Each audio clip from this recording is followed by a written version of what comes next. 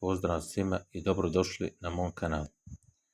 Ovom prilikom ću vam pokazati kako na aplikaciji Signal promijeniti melodiju zvona, to jest postaviti melodiju MP3 da vam zvoni umjesto obične. Pa da počnemo.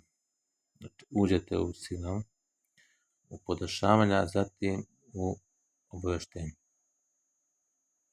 Evo vidite, kao recimo sada meni je obična melodija postavljena zvona.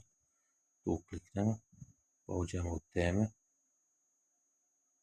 zatim u prvo i ovdje kliknete i vidite da mi melodija zvoni, kao što je sad postavljena recimo.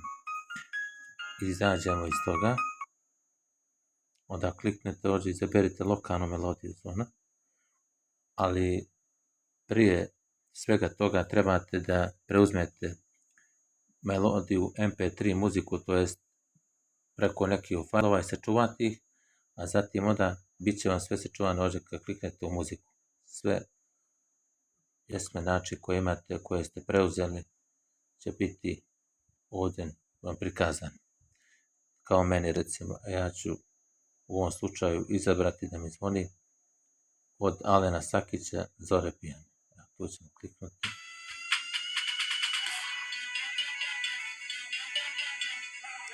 Čujete sad kako zvoni i samo ćemo potvrditi ovdje OK. Izađem iz ovoga. Evo vidite, uspješno sam postavio da mi zvoni pjesma od Alena Sakića Zore pijane.